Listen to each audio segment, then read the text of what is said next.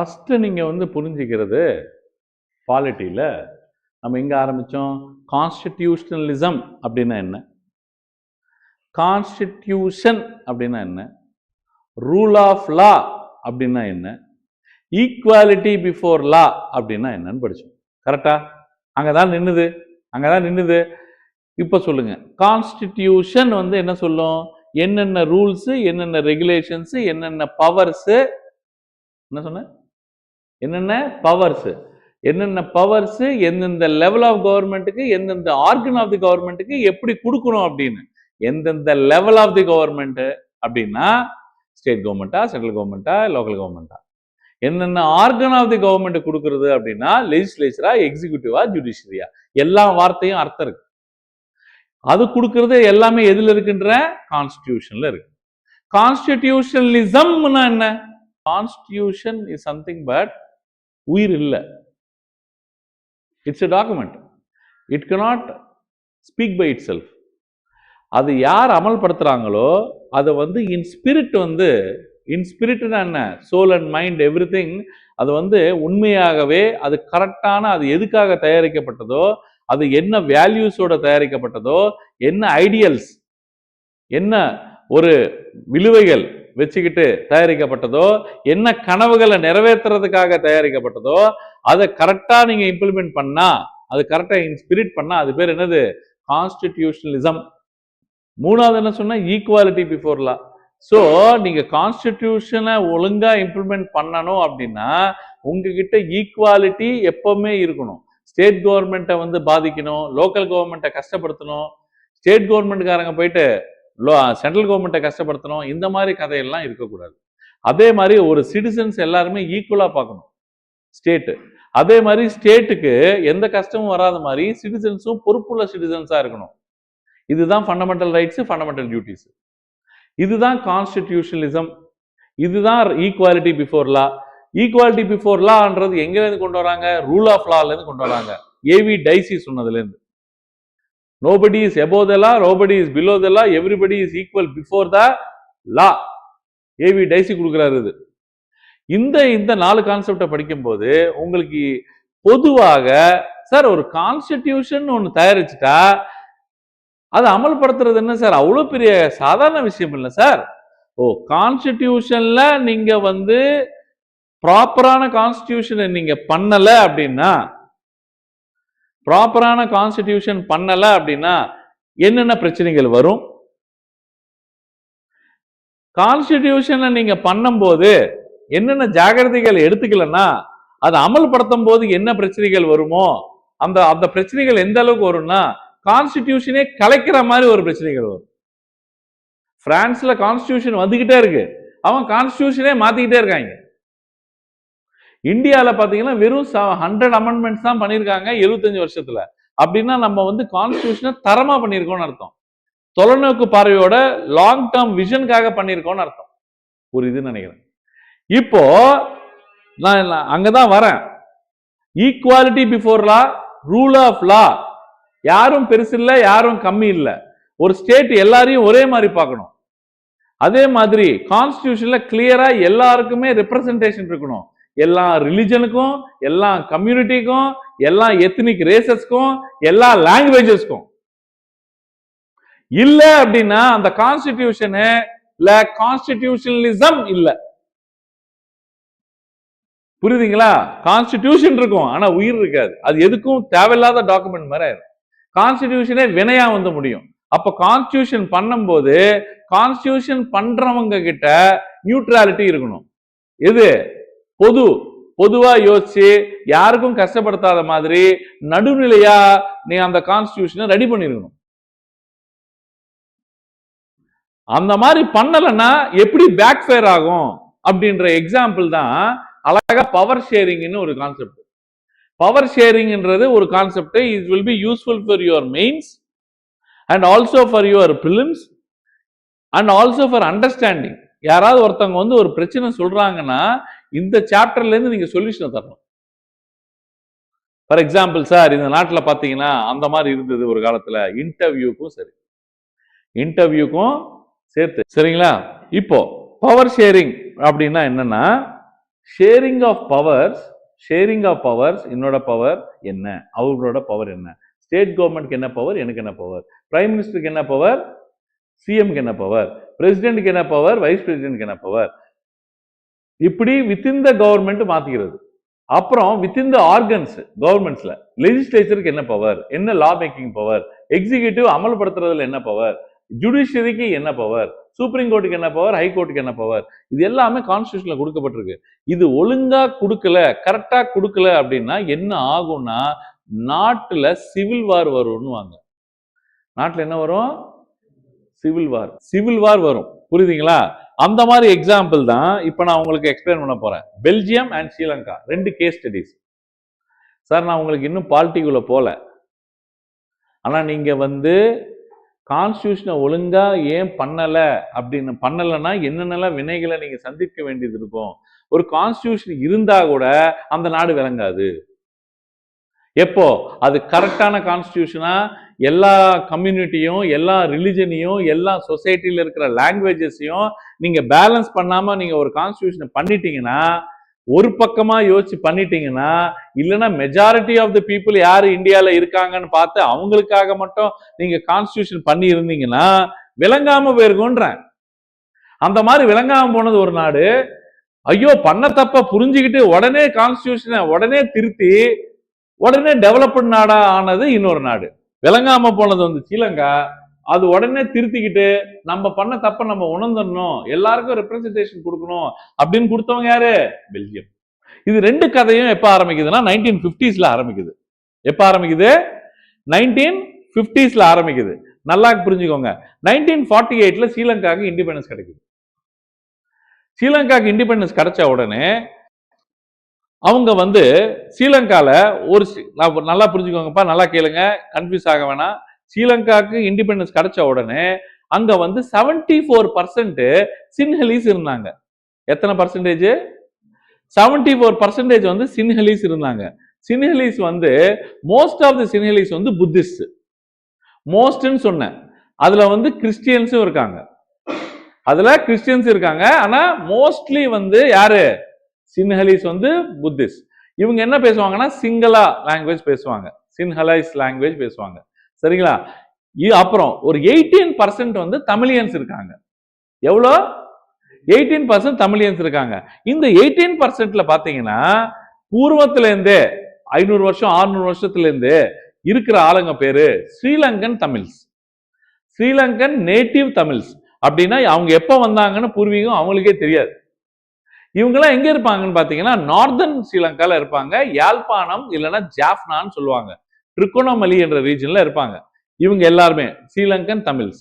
அதுக்கு கீழேயே பிளான்டேஷனுக்காக போனவங்க, பிரிட்டிஷ் ஆக்குபேஷன்ல இருந்தது இந்தியாவும் ஸ்ரீலங்காவும்.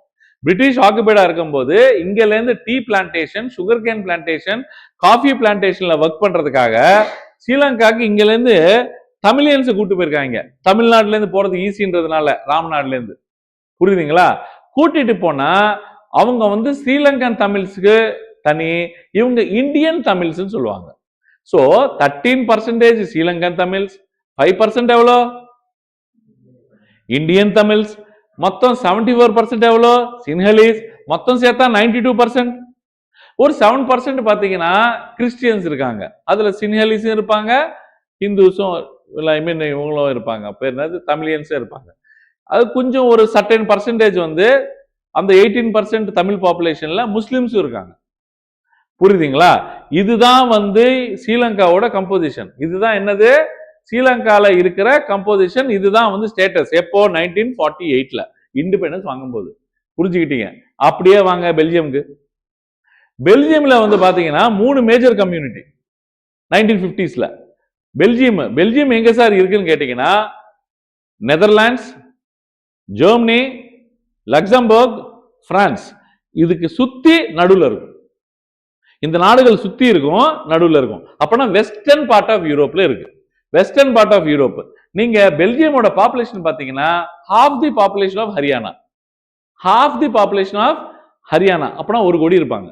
ஆனா அதே ஸ்ரீலங்கன் பாப்புலேஷன் பாத்தீங்கன்னா பாப்புலேஷன் ஆஃப் ஹரியானா 2 கோடி, 2.5 கோடி, 3 கோடி. சரிங்களா? இதுதான் நீங்க சைஸ் தெரிஞ்சுக்கிறதுக்கு. இப்ப பெல்ஜியமோட கம்போசிஷனுக்கு வருவோம். இப்போ எதுக்கு வரும்? பெல்ஜியமோட கம்போசிஷனுக்கு வரும். பெல்ஜியம்ல பாத்தீங்கன்னா மொத்தம் பிளெமிஷ் ரீஜன், வெல்லோனியா ரீஜன் அப்படின்னு 2 ரீஜன் இருக்கு. ஒரு ரீஜன்ல பாத்தீங்கன்னா டச்சு வந்து மெஜாரிட்டி. டச்சுனா நெதர்லாண்ட்ஸ்காரங்க. அவங்க எவ்வளவு பேர் இருக்காங்கன்னா அப்ராக்சிமேட்லி 60%. பர்ஃபெக்டா சொல்லணும்னா 59%. 60% யார் இருக்கா? டச்சு. 40% யார் இருக்கா? பிரெஞ்சுக்காரங்க. டச்சு நெதர்லாண்ட்ஸ்காரங்க 59, 40% யாரு? French, 1% German. இதுதான் அவங்களது. இப்ப டச்சுக்காரங்க 60% இருக்காங்க, கரெக்டா? ஆனா பவர்ல பாத்தீங்கன்னா ஃபுல்லா பிரெஞ்சுக்காரங்க இருப்பாங்க. பவர் யார் ஹோல்ட் பண்றா? பிரெஞ்சுக்காரங்க. ஏன்னா மக்கள் அதிகமா டச்சுக்காரங்க இருந்தாலும் பவரை வந்து அவங்க தான் ஹோல்ட் பண்ணிட்டு இருப்பாங்க, பிரெஞ்சுக்காரங்க. ரீசன் நம்பர் 1 நல்லா கவனிங்க. ரீசன் நம்பர் 1, எப்பல இருந்தோ பிரான்ஸ்காரங்க எஜுகேட்டட், ரிச். அதை வச்சு டச்சுக்காரங்களுக்கு அப்படியே அடிமை மாதிரி வச்சுக்கிறது. இந்த ப்ராப்ளம் தான் 1950s இருக்கு. இங்க வந்து பாத்தீங்கன்னா ஸ்ரீலங்கால, திரும்பி நான் ஸ்ரீலங்காக்கு வந்துட்டேன். ஸ்ரீலங்கன் தமிழ்ஸுக்கு ஃபர்ஸ்ட் 1956ல ஒரு அடி வாங்குறாங்க. ஒரே ஒரு அடி வாங்குறாங்க. அந்த அடி என்னன்னு கேட்டீங்கன்னா, ஸ்ரீலங்கா அபிஷியல் லாங்குவேஜ் வந்து சின்ஹலீஸா டிக்ளேர் பண்றாங்க. யாரு? ஸ்ரீலங்கால. அப்பனா தமிழ் என்ன? வெறும் 48 ஸ்கொயர் கிலோமீட்டர் இருக்கிற சிங்கப்பூர், 48 ஸ்கொயர் கிலோமீட்டர் இருக்கிற சிங்கப்பூர் செகண்ட் நேஷனல் லாங்குவேஜ் வந்து தமிழ்னு டிக்ளேர் பண்ணாங்க. ஆனா 18% வாழ்ந்துட்டு இருக்காங்க. கிட்டத்தட்ட 60ல இருந்து 70 லட்சம் பேர் தமிழியன்ஸ் இருக்காங்க. அதை நேஷனல் லாங்குவேஜா டிக்ளேர் பண்ணலன்னாலும் பரவாயில்ல, அதை எடுத்து தூக்கி போட்டாங்க. சின்ஹலீஸ் தான் அபிஷியல் லாங்குவேஜ் டிக்ளேர் பண்றான். அடுத்தது என்ன பண்றான்? ஸ்ரீலங்கால யூனிவர்சிட்டி போஸ்ட், ஜாப்ஸ் எல்லாமே சின்ஹலீஸுக்கு வேலை கொடுத்துட்டு இருக்கான். கவர்மெண்ட் ஜாப்ஸ் எல்லாமே. வயிறு எரியுது. யாருக்கு? ஸ்ரீலங்கன்ஸ் தமிழ்ஸ்க்கு பிரிஃபரன்ஸே தரதில்லை. இந்த தப்பு இவங்களும் பண்ணாங்க பெல்ஜியம்ல. எப்படின்னா பிரெஞ்சுக்காரங்களுக்கு எல்லா சலுகைகளும் கிடைக்கும், பவரும் அவங்க தான் ஹோல்ட் பண்ணாங்க. இப்படிதான் பிரெஞ்சுக்காரங்களும் டக்குன்னு என்ன பண்ணாங்க, இவங்க பிரெஞ்சுக்காரங்க டச்சுக்காரங்களாம் பர்ஃபெக்டா இது வந்து முத்திக்கிட்டே போச்சுன்னா சரி வராதுன்னு ஒரு 4 அமெண்ட்மெண்ட் பண்றாங்க கான்ஸ்டிடியூஷனை. யாரு? இங்க பெல்ஜியம்ல 4 அமெண்ட்மெண்ட் பண்றாங்க. அந்த 4 அமெண்ட்மெண்ட்டும் பாத்தீங்கன்னா அப்படியே கொண்டு வந்து கண்ட்ரியில central government, state government establish பண்றாங்க. சென்ட்ரல் கவர்மெண்ட்ல 50% டச்சு, 50% பிரெஞ்சுன்னு பிரிச்சுட்டாங்க. ஸ்டேட் கவர்மெண்ட்ஸ்ல அந்தந்த ரீஜன்ல இருக்கிற லாங்குவேஜுக்கு பொறுத்த மாதிரி கவர்மெண்ட் இருக்கலாம், அதுல வந்து சென்ட்ரல் கவர்மெண்ட் வந்து தலையிடாதுன்னுட்டாங்க. ஜெர்மன்ஸ்க்கு செக்யூரிட்டி கொடுக்கறதுக்கு ஏதாவது ஒரு லாங்குவேஜை வந்து கை வைக்கிறாங்கன்னா அந்த லாங்குவேஜ் பீப்புளை கேட்காம கை வைக்க முடியாது அந்த சட்டத்துலன்னு சொல்லிட்டாங்க. கடைசியா மாஸ்டர் ஸ்ட்ரோக் என்னன்னா, கேபிட்டல் புருசல்ஸ்ல பெல்ஜியமுக்கு ஐ மீன் பிரெஞ்சுக்கும் டச்சுக்கும் 50-50% பவர்னு அங்கேயும் பிரிச்சுட்டாங்க. ஸோ எல்லாமே 50-50 ஆகிட்டாங்க. அப்புறம் பாத்தீங்கன்னா பெல்ஜியம் இன்னைக்கு புருசல்ஸ்ல யூரோப்பியன் கமிஷன் இருக்கு, யூரோப்பியன் யூனியன் இருக்கு, யூரோப்பியன் பார்லிமெண்ட் இருக்கு. பெல்ஜியம் வந்து chocolate capital of the world, diamond capital of the world. சின்ன நாடு, half the population of Haryana. எவ்வளவு பெரிய வல்லரசா இருக்கு பாருங்க. ஆனா இவங்க என்ன பண்ணாங்க, அதே கான்ஸ்டிடியூஷன்ல சின்ஹலீஸை கொண்டு வரான். புரியுதுங்களா உங்களுக்கு? அபிஷியல் லாங்குவேஜா சின்ஹலீஸா கொண்டு வரான். ஜாப்ஸ், போஸ்டிங்ஸ் எல்லாமே யாருக்கு தரான்?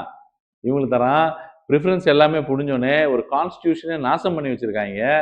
கடைசியா நீங்க பாத்தீங்கன்னா சிவில் வார் டெவலப் ஆச்சு 1980ல. தமிழ் ஈழம் அப்படின்னு, லங்கன் டைகர்ஸ் தமிழ் ஈழம், LTTE. பிரபாகர் வந்து லீடரா வராரு. அவரை மேல வந்து ரிஜெக்ட் ஆகுது. இதுல வந்து பாத்தீங்கன்னா இந்தியன் பீஸ் கீப்பிங் ஃபோர்ஸஸ் வந்து இவங்களுக்கு ஸ்ரீலங்கன் கவர்மெண்ட்டுக்கு சப்போர்ட் பண்ணாங்கன்னு, அது ராஜீவ்காந்தி தான் அந்த இந்தியன் பீஸ் கீப்பிங் ஃபோர்ஸஸை ஸ்ரீலங்காக்கு அமிச்சாருன்னு 1988ல. 1991ல ராஜீவ்காந்தியை அசாசினேஷன் பண்றாங்க ஸ்ரீபெரும்புத்தூர்ல.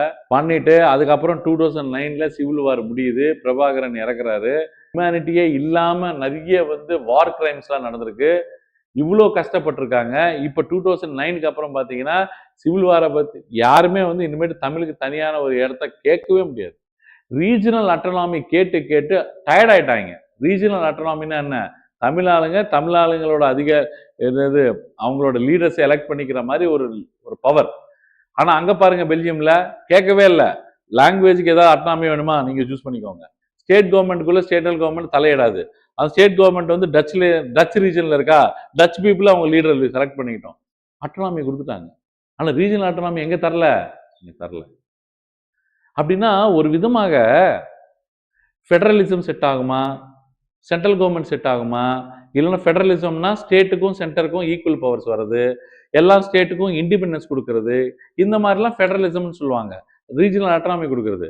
அப்புறம் சில இடத்துல வந்து யூனிட்டரி கவர்மெண்ட் வந்து பெஸ்டா இருக்கும், அந்த மாதிரி கொடுக்கறது. புரியுதுங்களா உங்களுக்கு? இப்போ பெல்ஜியம் பார்த்தீங்கன்னா கம்யூனிட்டி கவர்மெண்ட்னு சொல்லுவீங்க. இதை ஏன் கம்யூனிட்டி கவர்மெண்ட்? எல்லா லாங்குவேஜையும் ரெப்ரசென்ட் பண்ணியிருக்காங்க, எல்லா ரீஜனையும் ரெப்ரசென்ட் பண்ணியிருக்காங்க, எல்லாரும் கூடி வாழ்ந்தா கோடி நன்மைன்னு இருக்காங்க. ஆனா ஸ்ரீலங்கா பார்த்தீங்கன்னா யூனிட்டரி கவர்மெண்ட். என்ன கவர்மெண்ட்? யூனிட்டரி. நான் சொல்றது நீ கேட்டாகணும். இந்த கர்மம் எதுவுமே ஒர்க் அவுட் ஆகாதுன்னு சொல்லி தான் நம்ம அம்பேத்கர் சாப் என்ன பண்ணாரு, அழகா எடுத்துட்டு போய் குவாசி பெடரல் மாதிரி ஒரு ஸ்ட்ரக்சர் வச்சு விட்டாரு. ஃபெடரல் பிரச்சனை வரும்போது யூனிட்டரின்ட்டான் எமர்ஜென்சி டைம்லலாம். இதுதான் பெல்ஜியம். இது ஃபுல்லா உங்களுக்கு இது வந்து வலோனியா ரீஜன், இது வந்து பிளெமிஷ் ரீஜன், இது வந்து டச் இருக்காங்க, இது நெதர்லாந்து டச், இதுதான் ஜெர்மன் பார்ட், இந்த பக்கம் ஜெர்மனி, இதுதான் புருசல்ஸ். இப்படிதான் இருந்தது. இதுதான் ஸ்ரீலங்கா. இது ஃபுல்லா வந்து என்னது, தமிழியன்ஸ். இது ரெண்டுமே வந்து நேட்டிவ் இந்தியன் தமிழ்ஸ். இந்த டார்க் பேட்ச், இந்த ஆரஞ்சு பேட்ச் வந்து ஸ்ரீலங்கன் தமிழ்ஸ் 13%, இது 5%, மிச்சதெல்லாம் 74%. திரிகோணமல்லி ஆர்ட் அண்ட் கல்ச்சர்ல படிப்பீங்க. ஃபர்ஸ்ட் அஷ்டாதச பீட்டா சாங்கரி தேவி டெம்பிள், 18 சக்தி பீடம் இருக்கும் மொத்தம் இந்தியாவில், 12 ஜோதிர்லிங்கம் இருக்கும் இந்து மைத்தாலஜியில். அது வந்து சிவாக்கு, இது வந்து சக்திக்கு. சக்தி பீடத்தில் ஃபர்ஸ்ட் பீடம் வந்து ஸ்ரீலங்காவில் தான் இருக்கு. ஒன் ஆஃப் தி சக்தி பீடம் வந்து உங்களுக்கு தெரிஞ்சது வந்து காஞ்சி காமாட்சி, இன்னொரு சக்தி பீடம் வந்து விஷாலாட்சி. மதுரை மீனாட்சிலாம் இல்லை, எதிர்பார்க்காதீங்க, சரிங்களா? காமாட்சி இருக்கு, அப்புறம் காசி, விசாலாட்சி, பிரபராம்பிகை, இப்படிலாம் இருப்பாங்க. 18 சக்தி பீடங்கள்னு சொல்லுவாங்க. இது வந்து 12. It is that one place is Trincomalee. நான் போயிருக்கேன். கொழம்புல இறங்கி இப்படியே கிராஸா போகணும் கார்ல.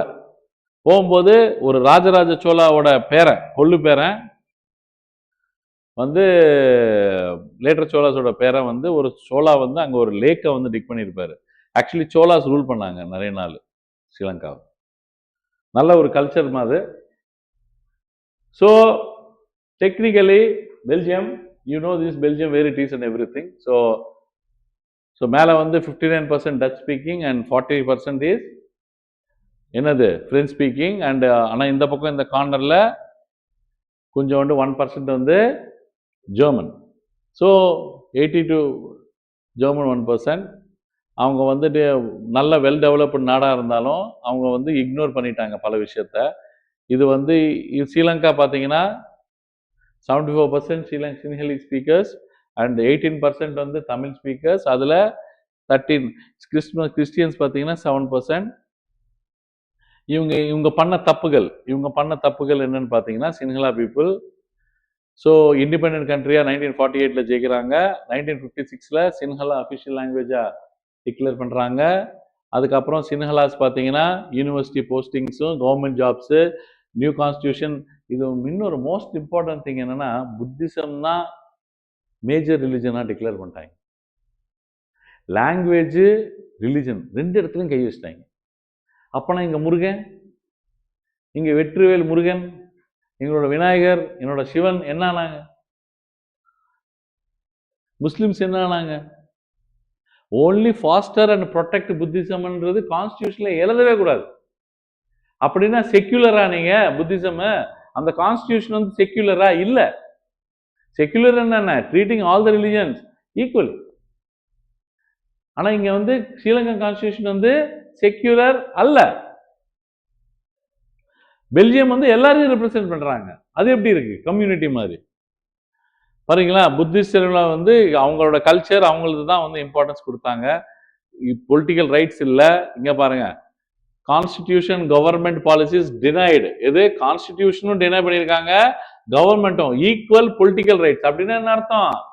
நீங்க நினைச்ச மாதிரிலாம் நீங்க வந்து தமிழியன் வந்து நின்று ஸ்ரீலங்கன் பிரசிடென்ட் பிரைம் மினிஸ்டரோ ஆக முடியாது. ரொம்ப விவசாயி. அவங்க என்ன கேட்டாங்க? Regional autonomy, Tamil language, equality for jobs கேட்டாங்க. இதுதான் நான் சொல்ல வர்றது. Tamil as an official language நம்மளுக்கு கிளியரா இருக்கும். Official languages act. Official language வந்து இங்கிலீஷு, இன்னொரு அஃபிஷியல் லாங்குவேஜ் வந்து ஹிந்தி. அவ்வளோதான். நேஷனல் லாங்குவேஜ் நம்மளுக்கு இல்லவே இல்லை. நம்ம பாருங்க பக்கா கிளாரிட்டியோட இருக்காங்க. ஒன்று 22 லாங்குவேஜில் ஒன்று செலக்ட் பண்ணி விட்டா வில்லங்கத்தை இழுத்து விட்டுருவாங்க இவங்க. அஃபிஷியல் லாங்குவேஜஸ் இப்போ நம்ம இந்த லாங்குவேஜை பயன்படுத்திக்கலாம் அஃபிஷியல் பர்பஸ்க்கு. நேஷனல் லாங்குவேஜ் இல்லவே இல்லை நம்மளுக்கு. எவ்வளோ விவரமா இருக்காங்க பாருங்க. நம்ம பாருங்க இந்த லாங்குவேஜஸ் எங்க சார் வரும்னு கேட்டீங்கன்னா நம்ம கான்ஸ்டியூஷன்ல 8th schedule 7th schedule வந்து டிவிஷன் ஆஃப் பவர்ஸ். என்னென்ன பவர்ஸ் யார் யாருக்கிட்ட இருக்கு, பவர் ஷேரிங். அப்புறம் ரீஜனல் அட்டானமி. இதுதான் நம்ம ஆளுங்க யோசிச்சு ஃபெடரலிசம் வந்து வச்சாங்க.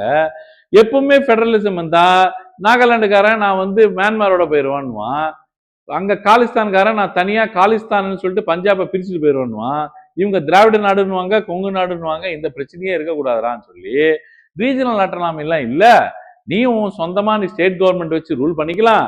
ஆனா டிஃபென்ஸ், கம்யூனிகேஷன், ரயில்வே, போர்ட்வே அந்த எல்லா வேவும் இங்க இருக்கும், நீ ஒண்ணுமே பண்ண முடியாது. அந்த செக்மேட் எப்படி பேலன்ஸ் பண்றாங்க பாருங்க. அம்மா வெறும் தமிழியன்ஸும் சின்ஹலிஸ் இருந்ததுக்கே பஞ்சாயத்து அங்க பண்ண முடியல. Wallonia, Flemish region and German region இருந்ததுக்கு 3 கம்யூனிட்டி இருந்ததுக்கே பஞ்சாயத்து பண்றதுக்கு கஷ்டமாயிருச்சு அவங்களுக்கு. 800 லாங்குவேஜ், 24 அபிஷியல் லாங்குவேஜ். புரியுதுங்களா? ஒரு ஸ்டேட்டுக்கும் ஒரு ஃபுட்டு, ஒரு culture. India has every reason to become 40 countries day night. இன்னைக்கு நைட்டோட நைட்டா 40 கண்ட்ரி ஆறதுக்கு எல்லாம் எலிஜிபிலிட்டி இருக்கு இந்தியால. ஆனா வச்சாங்க பாருங்க எல்லா விதமான செக்கு, வாய்ப்பே இல்லாம போயிருச்சு. யாராலையும் யோசிக்க முடியாது. Equality, right to equality, right to 14 to 18 in our constitution. Tamil ஈழம்ன்றது பிறந்துட்டு சிவில் வார் நடந்து அத்தனை பேர் செத்து. ஆனா பெல்ஜியம் என்ன பண்ணாங்க? அழகா கொண்டு வந்து 4 times கான்ஸ்டிடியூஷன் அமெண்ட்மெண்ட் பண்ணி அழகா கொண்டு வந்து ஸ்டேட் கவர்மெண்ட்டும் டச் மினிஸ்டர்ஸ்க்கு இவங்களுக்கும் ஈக்குவல், டச்சும் பிரெஞ்சுக்கும் ஈக்குவல், லிங்குவிஸ்டிக் குரூப்ஸ் எல்லாமே ஈக்குவல். ஒரு சிங்கிள் கம்யூனிட்டி வந்து ரூல் பண்ண முடியாதுன்ட்டான். பிரெஞ்சு சென்ட்ரல் கவர்மெண்ட்டுக்கு ஸ்டேட் கவர்மெண்ட் வந்து அடிமை அல்லான்ட்டான். State government is not subordinate to. இதெல்லாம் மட்டும்தான் இது வரைக்கும் போதும். இன்ட்ரோடக்ஷனு இது வரைக்கும் உங்களுக்கு புரிஞ்சா போதும். ஸோ இப்ப பவரை வந்து எப்படி ஷேர் பண்ணணுன்றது இந்த 2 கேஸ் ஸ்டடியிலேருந்து உங்களுக்கு புரியுதுன்னா, பவரை எப்படி ஷேர் பண்ணணும்னு புரியுதுன்னா, ஓகே ஃபர்ஸ்ட் கான்ஸ்டிடியூஷன்ல செக்யூலரிசம் இருக்கணும். எந்த ரிலிஜனுக்கும் சார்ந்து இருக்கக்கூடாது. புரிஞ்சு போச்சு. அதே மாதிரி கான்ஸ்டிடியூஷன்ல எதுவுமே ஒன்று நேஷனல் லாங்குவேஜ்னு டக்குன்னு டிக்ளேர் பண்ணிடக்கூடாது. பண்ணா எல்லாத்தையும் பண்ணணும், இல்லைன்னா ஒன்று பண்ணவே கூடாது. என்ன மாதிரி கவனமா இருந்திருக்காங்க பாருங்க. நம்ம பாருங்க. அதுக்கப்புறம் எல்லாமே ஈக்குவாலிட்டி வந்து ப்ராப்பரா கொடுத்துருக்கணும். ஒருத்தர் மேல ஒருத்தர் கீழே அப்படின்னு இருக்கக்கூடாது. ரூல் ஆஃப் லா வந்து கான்ஸ்டிடியூஷன்ல இருந்திருக்கணும். இந்த 3மே வச்சு கான்ஸ்டிடியூஷனலிசம் உண்மையாக கொண்டு வரதுக்காக என்ன பண்ணணும்னா, பவர் ஷேரிங்க ப்ராப்பரா பண்ணணும். அதை வந்து ப்ராப்பரா எழுதி வைக்கணும். எப்படி பண்ணணும்? ஃபர்ஸ்ட் டிஃபரெண்ட் லெவல்ஸ்ல 4 விதமா பவரை வந்து ஷேர் பண்ணலாம். நல்லா புரிஞ்சுக்கோங்கம்மா. 4 விதமா பவரை வந்து ஷேர் பண்ணலாம். ஃபர்ஸ்ட் விதம் different levels of government. Central government, state government, local government. Central கவர்மெண்ட்காரனுக்கு ஒரு சப்ஜெக்டை கொடுத்து நீ இதை ரூல் பண்ணுன்னு சொல்லலாம். அடுத்தது டிஃபரெண்ட் ஆர்கன்ஸ். நல்லா கவனிங்க. Legislature, executive, judicial. 3 organs of the கவர்மெண்ட்ல என்ன பண்ணலாம்? பவரை பிரிக்கலாம். 3 முடிஞ்சதா? அடுத்தது power can be shared among communities. எப்படின்னா என்ஜிஓ குரூப்புக்கு ஒரு பவரை கொடுக்கறது, ஏதோ வேக்சின் போடுறதுக்கு. அதுக்கப்புறம் ப்ரெஷர் குரூப்ஸ்க்கு நீங்க வந்து அவங்கள கூப்பிட்டுட்டு இந்த சட்டத்தை பத்தி ஒப்பீனியன் கேட்கறது. புரியுதுங்களா உங்களுக்கு? அப்புறம் இந்த மாதிரிலாம் நீங்க வந்து பண்ணீங்கன்னா ஒரு கம்யூனிட்டிஸ்லாம் இன்வால்வ் பண்ணி அது கவர்னன்ஸ்னு சொல்லுவீங்க, குட் கவர்னன்ஸ்னு சொல்லுவீங்க. வேற எந்த விதமா பவரை ஷேர் பண்ணலாம்? 3 சொல்லிட்டேன். இன்னும் எத்தனை விதமா நீங்க பவரை ஷேர் பண்ணலாம் சொல்லுங்கம்மா? லோக்கல் பாடிஸ் நான் தான் சொன்னேனே, இன்ஸ்டிடியூஷனை பேஸ் பண்ணி பவரை ஷேர் பண்ணலாம். டிஃப்ரெண்ட் ஆர்கன்ஸ்ல லெஜிஸ்லேட்டர், எக்ஸிக்யூட்டிவ் அண்ட் ஜுடிஷியரியில பவரை ஷேர் பண்ணலாம். அடுத்தது central government, state government, different லெவல்ஸ்ல லோக்கல் கவர்மெண்ட்ல ஷேர் பண்ணலாம். அடுத்தது different social groups, religious groups and linguistic groups. இந்த இதுல பிரிக்கலாம். ஃபோர்த்து இன்னொன்று என்ன, என்ஜிஓஸ், ப்ரெஷர் குரூப்ஸ் அது வழியாக பிரிக்கிறது. இன்னொன்று ரிலீஜியஸ் குரூப்ஸ், லிங்குவிஸ்டிக் குரூப்ஸ் வழியாக பிரிக்கிறது. இது எங்க நடந்திருக்குன்னு பார்த்தீங்கன்னா, ரிலீஜியஸ் குரூப் பிரகாரம் நீங்க வந்து பிரைம் மினிஸ்டருக்கு இது, சீஃப் மினிஸ்டருக்கு இது, டெப்யூட்டி பிரைம் மினிஸ்டர் இந்த போஸ்ட் அப்படின்னு எங்க நடந்ததுன்னா லெபனன். லெபனன்ல பார்த்தீங்கன்னா பிரைம் மினிஸ்டர் ஒரு கம்யூனிட்டி ஃபிக்ஸ்டு, அது டெப்யூட்டி பிரைம் மினிஸ்டர் இன்னொரு கம்யூனிட்டி, பிரசிடென்ட் ஒரு கம்யூனிட்டி. ஏன்னா சிவில் வார் நடந்து ஒரு கம்யூனிட்டிக்காரனும் வெட்டிக்கிட்டு சுத்திட்டு சத்தாங்க. அப்ப என்ன பண்ணாங்க, 4 ரிலிஜனுக்கு 4 போஸ்டிங் கொடுத்தாங்க. இப்போ முஸ்லீம்காரன் நினைச்சா கூட டெப்யூட்டி பிரைம் மினிஸ்டர்ல இருந்து பிரைம் மினிஸ்டர் ஆக முடியாது. அது டிஸ்அட்வான்டேஜ். எது ட்ரூ டெமோக்ரஸி? யார் வேணாலும் டீ விற்கிறவங்களும் பிரைம் மினிஸ்டர் ஆகலாம், டீ கடை வச்சிருக்கிறவரும் சீஃப் மினிஸ்டர் ஆகலாம். புரியுதுங்களா? இதுதான் வந்து ட்ரூ டெமோக்ரஸி. இப்போ அந்த டெமோக்ரஸி என்ன சொன்னேன் நான், லெபனன்ல என்ன சொன்னேன், இந்த பிரைம் மினிஸ்டர், டெப்யூட்டி பிரைம் மினிஸ்டர்லாம் பிரிச்சுக்கிட்டாங்க பாருங்க. அங்கெல்லாம் வந்து பிரைம் மினிஸ்டர் ஆயிட்டாருன்னா அவர் ஒரு கம்யூனிட்டியில பிறந்துட்டாருன்னா பிரைம் மினிஸ்டர் மட்டும்தான் ஆக முடியும், பிரசிடென்ட் ஆக முடியாது. அப்படி இருந்தா அது ட்ரூ டெமோக்ரஸி இல்ல. புரியுதா? மொத்த பவரை 4 விதமா ஷேர் பண்ணலாம், 4 லெவல்ல ஷேர் பண்ணலாம். என்னென்ன? டக் டக் டக் டக். First different organs, legislature, executive, judiciary, different levels, central government, state government, local government, etc. And different religious groups, different linguistic groups. Different religious groups, best example Lebanon. Best example Lebanon. அதுக்கப்புறம் different social pressure groups, NGOs, pressure groups and etc. Activists and etc. இதெல்லாம் NGOs இதெல்லாம். சரிங்களா? So, reserved constituencies and assemblies and parliament of the country வந்து எல்லாமே you can see that. So நம்ம ஒரு கான்ஸ்டிடியூஷனை ஒழுங்கா frame பண்ணலன்னா டெமோக்ரஸியை இன் ஸ்பிரிட் வந்து நம்ம இம்ப்ளிமெண்ட் பண்ண முடியாது. புரியுதுங்களா? யார் வேணாலும் கிங் ஆகலாம், யார் வேணாலும் ரூல் பண்ணலாம், எந்த ரிலிஜன்ல பிறந்தாலும் உங்களுக்கு ஜாப் கிடைக்கும், எந்த லாங்குவேஜ் பேசினாலும் நீங்க சீஃப் மினிஸ்டர் ஆகலாம். இந்த நிலைமை தான் கரெக்டான டெமோக்ரஸி. இதுக்கு தான் பவரை வந்து எப்போ எந்த பிரச்சனை வந்தாலும் ஒரு கண்ட்ரிக்குள்ள இன்ஸ்டெபிலிட்டி வர்றதுக்கான காரணம் பார்த்தீங்கன்னா, பவர் ஷேரிங் வந்து ப்ராப்பராக டிஃப்ரெண்ட் லெவல்ஸ்ல பிரிக்கல. சென்ட்ரல் கவர்மெண்ட் வந்து ஹெவியா ப்ரெஷர் கொடுத்துக்கிட்டே இருந்தாங்கன்னா பீகார் கவர்மெண்ட்டை கலைச்சிக்கிட்டே இருந்தாங்க. Ex prime minister, former prime minister Bihar கவர்மெண்ட்டை கலைச்சிக்கிட்டே இருந்தாங்க. ரீசன் என்னன்னா அவர் பேச்சு கேட்கல. தன் chief minister of Andhra Pradesh heart operation பண்றதுக்காக யூஎஸ் போனா இங்க என்டி ராமாராவ் கவர்மெண்ட்டை கலைச்சிட்டாங்க இந்திரா காந்தி. ஏன்னா டக்குன்னு பாத்தீங்கன்னா அடுத்த மேஜர் பவர் வந்தது பாத்தீங்கன்னா தெலுங்கு தேசம் பார்ட்டி ஆந்திரால கலைச்சிட்டாங்க.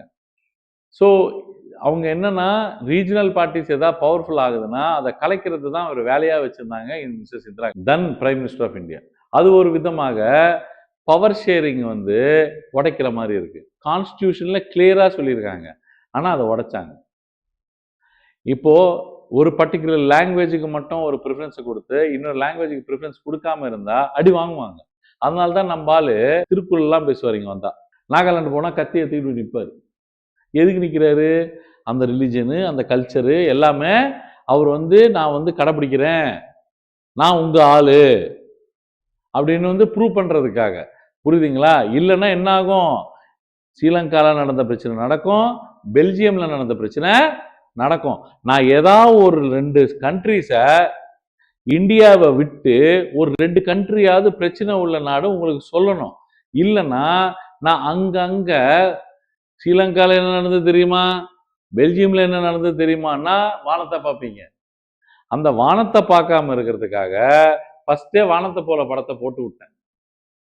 இப்ப இந்த வானத்தை அப்பப்போ லாலாலா லாலாலான்னு அந்த பாட்டு வரும், அதை அப்படியே கேட்டுக்கிட்டு போயிட்டே இருக்க வேண்டியதுதான். புரியுதுங்களா உங்களுக்கு? இப்போ இதே மாதிரிமா பெல்ஜியம்ல ஒரு பிரச்சனைனா, பெல்ஜியம் எங்க இருந்திருக்கும்? எனக்கு தெரிஞ்சு உடுமலைப்பேட்டைக்கும் உஸ்லாம்பேட்டைக்கும் நடுவுல இருக்கிறதுக்கு வாய்ப்பு இருக்கு. இல்லைன்னா அந்த பக்கம் ஏதோ இருக்குண்டா யூரோப்ல, அது கடக்கட்டும். நம்மளுக்கு தெரிஞ்சது சுவிட்சர்லாந்து, ஜெர்மனி, அது போய் விடு. இந்த மாதிரி ஒரு பிரச்சனைகள் இல்லாம இருக்கிறதுக்கு ஒரு ஒரு வெஸ்ட் எக்ஸாம்பிள் ஒண்ணு. ஸ்ரீலங்கால கான்ஸ்டிடியூஷன் இருக்கு, ஆனா கான்ஸ்டிடியூஷனலிசம் இல்ல, ரூல் ஆஃப் லா இல்ல, ஈக்குவாலிட்டி பிஃபோர் லா இல்ல. அதே மாதிரி பெல்ஜியம்ல கான்ஸ்டிடியூஷன் இருந்தாலும் டக்குன்னு உணர்ந்துட்டு அதை அமெண்ட்மெண்ட் பண்ணி சொசைட்டல் நீட்ஸ்க்கு ஏற்ற மாதிரி பிரச்சனை வராத மாதிரி சுமூகமா முடிச்சு விட்டாங்க. இது ரெண்டும் அதுல வந்து பாத்தீங்கன்னா தப்புகளை திருத்திக்கிறது எப்படி நடந்திருக்கு, தப்புகளை காப்பாத்திக்கிறதுக்காக என்ன பண்ணாங்க, எப்படி நாசம் பண்ணாங்க உங்க மக்களை.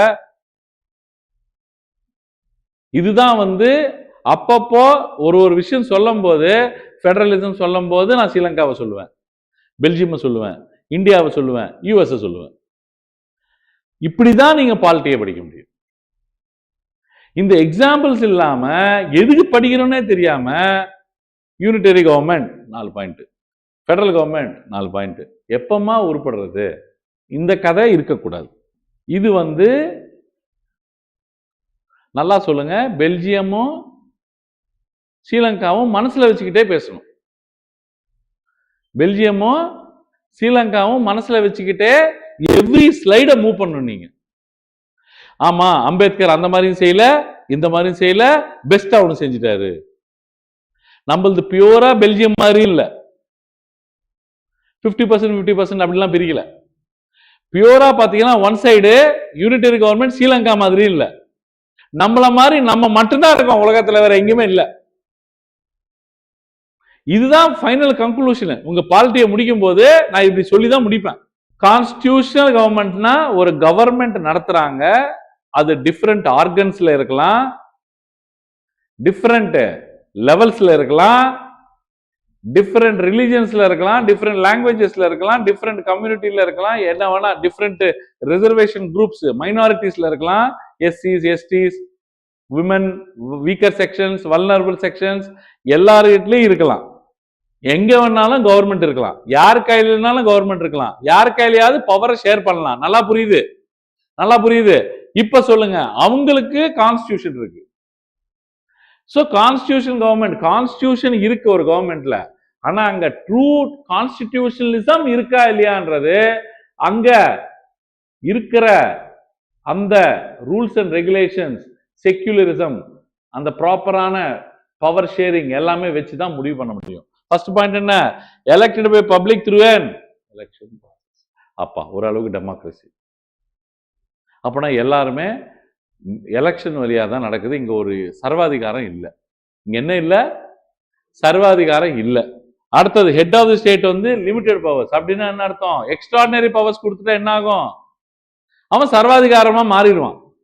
லிமிடெட் பவர்ஸ்னா என்ன, பிரைம் மினிஸ்டர் கம்மியான பவர், பிரசிடென்ட்க்கு கம்மியான பவர். அப்படின்னா என்ன அர்த்தம், மக்கள் பவர் வச்சிருக்காங்க, மக்கள் பவர் அதிகமா வச்சிருக்காங்க. இவங்க அதிகமா பவர் வச்சுக்கிட்டா என்ன ஆகும், கர்வம் தலைக்கு ஏறும், பிரைடு நாசம் பண்ணும். Specific tenure for the ruler, 5 வருஷம் பார்ப்போம், சரி இல்லையா அவங்ககிட்ட காசை வாங்கி அவனுக்கு ஓட்ட போடுவோம். யுஎஸ்ஏ, யூகே, இந்தியா, பாகிஸ்தான், அந்த கேவலமா அந்த 4 பேர் போட்ட உடனே அந்த பக்கத்துல இருக்கிற பாகிஸ்தான் இந்தியா ஒண்ணுன்னு நினைச்சிடாதீங்க. அவனும் கான்ஸ்டிடியூஷன் வச்சிருக்கான், நம்மளும் கான்ஸ்டிடியூஷன் வச்சிருக்கோம். அவங்ககிட்ட கான்ஸ்டிடியூஷனலிசம் இல்ல, ஒரு ரிலிஜன் சார்ந்து இருக்கும். ஃபாஸ்டர் அண்ட் ப்ரொடெக்ட் புத்திசம்னு எப்படி சொன்னா, ஃபாஸ்டர் தான் என்ன வந்து ஸ்ப்ரெட் பண்றது, புரியுதா, பரப்புறது. ப்ரொடெக்ட்னா என்ன, காப்பாத்துறது. புத்திசம காப்பாத்துறது அங்க எப்படி கொடுத்துருக்கானோ, எங்க ஸ்ரீலங்கால அங்க இஸ்லாம் கொடுத்து வச்சிருப்பான். அப்படியே யூஎஸ்க்கு வந்தீங்கன்னா செக்குலரிசம் மாறிடும். யாருமே சப்சிடியும் கேட்டு வரக்கூடாது. நீ யாருன்னு எனக்கு தெரியாது. கம்யூனிட்டினா நான் வெறுப்பேன். நம்ம லாங்குவேஜ் செக்குலரிசம் வேற, யூஎஸோட செக்குலரிசம் வேற. அவன் எல்லா லாங்குவேஜையும் டெரரிஸ்ட் மாதிரி பார்ப்பான். எந்த லாங்குவேஜையும் பக்கத்தில் வர வேணான்றான், அலர்ஜி. ஆனா நம்ம அப்படி இல்லை, எல்லாரும் சம்மதம் வாங்க, பாரத இல்லம். புரியுதுங்களா உங்களுக்கு? Treating all the religions equally. அதுக்குன்னு இவங்களை வந்து நம்மளை வந்து சேர்த்துறாதீங்க. நான் கான்ஸ்டிடியூஷனல் கவர்மெண்ட்னா ஒரு இடத்துல கான்ஸ்டிடியூஷன் இருந்தாலேயே கான்ஸ்டிடியூஷனலிசம் வரமாட்டேங்குது, விளங்க மாட்டேங்குது. பவர்ஸ் அண்ட் ஃபங்க்ஷன்ஸ் கிளியரா பவரை ஷேர் பண்ணாலேயே விளங்கல. ஒண்ணுமே எழுதலைன்னா என்ன ஆகும்? ஒண்ணுமே எழுதல, எவனுக்கு இஷ்ட மாதிரி அவன் அந்த கதையை நடத்திப்பான். புருனை சுல்தான், கத்தார் ஷேக்கு, ஸ்வாசிலாந்து எங்க இருக்குன்னா ஒரு சின்ன independent land within south Africa. இவங்கெல்லாம் யாரு? Autonomous lands. இவங்கெல்லாம் வந்து இண்டிபெண்டன்ட் கிங்டம்ஸ். இவங்கெல்லாம் சர்வாதிகாரம் நடத்துறவங்க. சரிங்களா? அங்க வந்து உங்களுக்கு எலெக்ஷன்ஸ் இருக்காது. Ruler of the country has unlimited powers. French ரெவல்யூஷன்ல லூயி லெப்போனியன் 16 மாதிரி, லூயி போர்பன் டைனஸ்டி லூயி 16 மாதிரி. புரியுதுங்களா? No ruling limit. அவன் செத்த அப்புறம் அடுத்த ஆள் வருவான், அவன் செத்த அப்புறம் அடுத்த ஆள் வருவான். Dynasty politics. என்ன பாலிடிக்ஸ்? சில பேர் மறைமுகமா எலெக்ஷன் நடத்தி கூட அடுத்த புள்ள, அடுத்த பேரன், அடுத்த வரைக்கும் நம்ம ஆளுங்களுக்கு ரெடி பண்ணி வச்சிருக்காங்க. புரியுதுங்களா? இப்போ ஸ்டேட்னா என்ன, கவர்மெண்ட்னா என்ன? ஆல்ரெடி நான் ஸ்டேட் சொல்லி கொடுத்துட்டேன். ஃப்ரெஷ்ஷா பார்த்து எனக்கு ஒரு ஃப்ரெஷ் ஃபீலிங் கொடுக்க கூடாது. ஸ்டேட்னா 4 எலிமெண்ட் இருக்கணும். டக்குன்னு சொல்லுங்க பார்ப்போம். சமோசா, பஜ்ஜி, வடை, தோசை. கவர்மெண்ட் இருக்கணும், ஒரு அத்தாரிட்டி இருக்கணும், ஒரு டெரிட்டரி இருக்கணும், அப்படின்னா பவுண்டரி ப்ராப்பரா இருக்கணும். அப்புறம் பாப்புலேஷன் இருக்கணும். ஆப்வியஸ்லி அது அந்த பாப்புலேஷன் வந்து டைகர் பாப்புலேஷனா இருக்கணும், இல்லைன்னா அந்த பாப்புலேஷன் வந்து லைன் பாப்புலேஷனா இருக்கணும், இல்லைன்னா என்னவா இருக்கணும்? டியர் பாப்புலேஷனா? பேர் பாப்புலேஷன். அதுவும் பாப்புலேஷன் தானே தம்பி, அதுவும் பாப்புலேஷன் தானே. இந்த எலிஃபண்ட் பாப்புலேஷன் தானே. Population is like every thing. Human population இருக்கும். என்ன பாப்புலேஷன் இருக்குன்னா ஹியூமன் பாப்புலேஷன். அடுத்த லாஸ்ட்ல சாவரானிட்டி, சூப்ரமசி இருக்கணும். இதுதான் ஸ்டேட் பாருங்க, டூப்ளிகேட் பவர்ஸ் இல்லைன்னு அர்த்தம். புரியுதுங்களா? அவங்க அந்த ஒரிஜினல் பவர் கொடுத்தவன் யாரு? மக்கள் தான் கொடுத்துருக்கணும். மக்கள் தேர்ந்தெடுக்கப்பட்டு கொடுத்துருக்கணும். அவனுக்கு வந்து அந்த கான்ஸ்டிடியூஷன்ல இப்படிதான் எலெக்ஷன் நடக்கணும்னு இருக்கும். அவங்களுக்கு ஒரிஜினல் பவர்ஸ் கொடுப்பாங்க. அவங்க என்ன சொன்னாலும் மக்கள் சம்மதம் சொன்ன மாதிரி அர்த்தம்.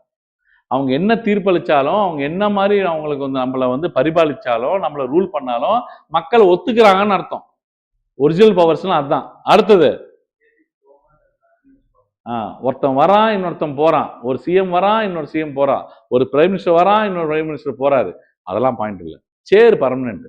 இன்னைக்கு ஒரு வராரு, போயிடுவாரு. நாளைக்கு ஒருத்தர் வருவாரு, இப்படியே உட்காந்துனே இருப்பாரு கட்சி வரைக்கும். ஸோ இந்த மாதிரி வந்து போனா அது பர்மனன்ட் அண்ட் பார்ட்டி ஸ்பெசிஃபிக்கோ பர்சன் ஸ்பெசிஃபிக்கோ இல்லை, சிஸ்டம் ஸ்பெசிஃபிக். அது ஒரு சேர் கிரியேட் ஆயிடுச்சுன்னா அந்த பிஎம் சேர் வந்து கண்டினியூஸ்.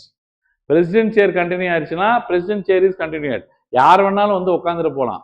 ஆனால் அது அந்த சிஸ்டம் எப்பவுமே இருக்கும். State is abstract and invisible. நீ கவர்மெண்ட்டை காட்டுன்னு எப்படி காட்ட முடியும்?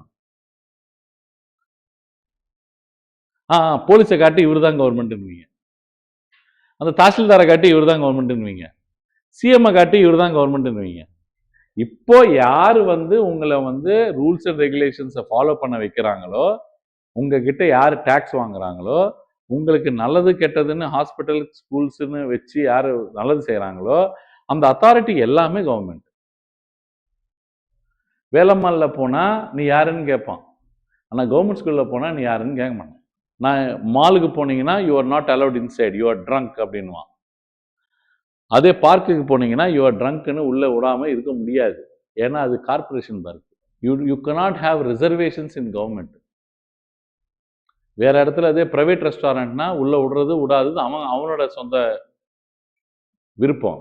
அதே நீங்க வந்து கவர்மெண்ட்ல ஒரு போட்டிங் நடக்குது ஊட்டியிலன்னா, நான் போட்ல ஏற்ற மாட்டேன்னு சொன்னா ஒத்துக்க முடியாது, நீங்க கேஸ் போடணும்.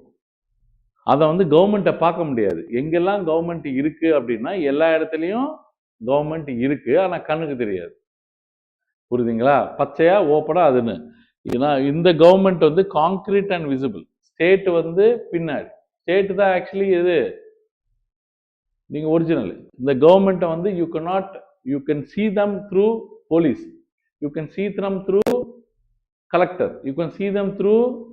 ஆனா அவங்கள கண்ட்ரோல் பண்றவங்க யாரு? அவங்களுக்கு பவர் எங்க இருந்து வருது? State. State government, central government, புரியுதுங்களா? லோக்கல் கவர்மெண்ட், இவங்க எல்லாருமே நீங்க பார்க்கக்கூடிய ஆளுங்க. பார்க்க முடியாத ஆளுங்க யாருன்னு பாத்தீங்கன்னா, ஹோல் பாப்புலேஷனை நீங்க பார்க்க முடியாது. ஹோல் டெரிட்டரியை எது டிஃபைன் பண்ணியிருக்காங்களோ அதை நீங்க பார்க்க முடியாது. புரியுதுங்களா? அதே மாதிரி வந்து உங்களோட ஹோல் சாவரானிட்டி, இந்தியாவுக்கு வி ஆர் ஃப்ரீ அப்படின்னு சொல்லலாம். எப்படி சொல்றீங்க நீங்க ஃப்ரீன்னு? நம்மளை யாரும் கண்ட்ரோல் பண்றது சார், அதனால நம்ம ஃப்ரீன்னு சொன்னோம். அதை பார்க்க முடியாது உங்களால. உங்க ஃப்ரீடமை யூ கேன் என்ஜாய், உங்க ஹாப்பினஸை யூ கேன் ஃபீல், உங்க இமோஷனை நீங்க வந்து பார்க்க முடியாது, ஆனால் வந்து ஃபீல் பண்ணலாம். அதே மாதிரி தான் ஸ்டேட்டு. ஸோ ஒரு விதமாக இந்த கவர்மெண்ட் வந்து அந்த ஸ்டேட்டை கண்ட்ரோல் பண்ணிட்டு இருக்கு. என்ன பண்றது? கண்ட்ரோல் பண்ணுது. ஸ்டேட் வந்து வடிவம், கவர்மெண்ட் வந்து அதோட ஃப்ரண்ட் பிக்சர், அது வந்து visible picture of the state. புரியுதுங்களா? ரிட்டன் கான்ஸ்டிடியூஷனுக்கும் அன்ரிட்டன் கான்ஸ்டிடியூஷனுக்கும் வித்தியாசம் என்ன? நல்லா கவனிங்க. ரிட்டன் கான்ஸ்டிடியூஷன் வந்து everything is defined, everything is precise, systematic, பக்காவா. ஃபர்ஸ்ட் வந்து எங்க ஆரம்பிக்கும்? யூனியன்னா என்ன, அப்புறம் சிட்டிசன்ஷிப்னா என்ன, ஃபண்டமெண்டல் ரைட்னா என்ன, ஃபண்டமெண்டல் டியூட்டினா என்ன, டைரக்டிவ் பிரின்சிபல்ஸ்னா என்ன, பிரசிடென்ட் என்ன பவர், வைஸ் பிரசிடென்ட் என்ன பவர், சிஎம் என்ன பவர், பிஎம் என்ன பவர், எல்லாமே பக்காவா டாக்குமெண்ட் ஆயிடுச்சு. ப்ரிசைஸ்னா என்ன? கிளியரா, ஷார்ட்டா, நீட்டா எக்ஸ்பிளைன் பண்ணியிருப்பாங்க லீகல் லாங்குவேஜ்ல. Example USA, France, India. சரிங்களா? அன்ரிட்டன் கான்ஸ்டிடியூஷன் பாத்தீங்கன்னா பிரிட்டன். நான் உங்ககிட்ட என்ன சொன்னேன்? ஒரு காலத்துல இருந்து வர மேக்னா கார்ட்டா, ஒரு காலத்துல இருந்து வந்த சார்ட்டர்ஸ், 1000 வருஷமா வர எல்லா கிங்கோட ரைட்டிங்ஸும் கம்பைல் பண்ணி அவங்க கான்ஸ்டிடியூஷன் வச்சிருக்காங்க. அன்ரிட்டன் கான்ஸ்டிடியூஷன், புரியுதுங்களா? But it is a constitution. Unwritten, அது எழுதப்படலை, உட்காந்து வெல் டாக்குமெண்ட் ஆகி அதுக்கு ஒரு இண்டெக்ஸ் போட்டு ப்ராப்பரா எழுதல, பிரியாம்பிள்லாம் போட்டுலாம் எழுதல, ஆனா எல்லா டாக்குமெண்ட்ஸும் கம்பைல் பண்ணியிருக்காங்க. அதான் அவங்க கான்ஸ்டிடியூஷன். கிட்டத்தட்ட நம்ம பகவத்கீதை பாத்தீங்கன்னா கிருஷ்ணாவோட ஸ்பீச் வந்து ஃபர்ஸ்ட் லைன்ல இருந்து லாஸ்ட் லைன் வரைக்கும் சொன்னதுதான் பகவத்கீதை. கரெக்டா? ஆனா குரு கிரந்த் சாஹிப்னு வச்சிருக்காங்க. யாரு? 6. அதுதான் நீங்க வந்து அங்க ஒண்ணு உள்ள போன அப்புறம் நீங்க வந்து குருத்வாருக்குள்ள போனீங்கன்னாலும் எல்லாம் சுவாமிஜியும் பெரிய பெரிய தாடி வச்சுக்கிட்டு ஒரு படுக்கை மாதிரி இருக்கும். அந்த படுக்கை வந்து எல்லாமே மேல பாத்தீங்கன்னா நிறைய வந்து கிளாத், நிறைய வந்து போர்வைகள் எல்லாம் போட்டு கோல்டன் ஃபைபர், கோல்டன் கிளாத் மாதிரி இருக்கும், அந்த மாதிரி போட்டிருப்பாங்க. அதுக்குள்ள என்ன இருக்குன்னு பாத்தீங்கன்னா புக்கு. அது பேர் குரு கிரந்த் சாஹிப்னு சொல்லுவாங்க. அவங்கள பொறுத்த வரைக்கும் குரு கிரந்த் சாஹிப் தான் வந்து கடவுள். அது யார் எழுதப்பட்டதுன்னா ஃபர்ஸ்ட் குருநானக்ல இருந்து ஆரம்பிச்சு, நம்ம கபீர்தாஸ், புரியுதுங்களா? கபீர்தாஸ் வந்து அதர் ரிலிஜன், ஆனா அவங்களது வந்து பாத்தீங்கன்னா அவங்களோட டீச்சிங்ஸும் அதுல இருக்கும். கிட்டத்தட்ட வந்து பாத்தீங்கன்னா ஆல் தி சிக் குருஸ், 10 சிக் குருஸோட டீச்சிங்ஸும் அதுல இருக்கும். அதர் கம்யூனிட்டியில சொன்ன ரிலிஜன்ல சொன்னது, இந்து ரிலிஜன்ல சொன்னது, அந்த ரிலிஜன்ல சொன்னது, எல்லா ரிலிஜன்லயும் சொன்ன ஒரு நல்ல குட் டீச்சிங் பிரின்சிபல்ஸ்லாம் எதுல இருக்கும்? குரு கிரந்த் சாஹிப்ல.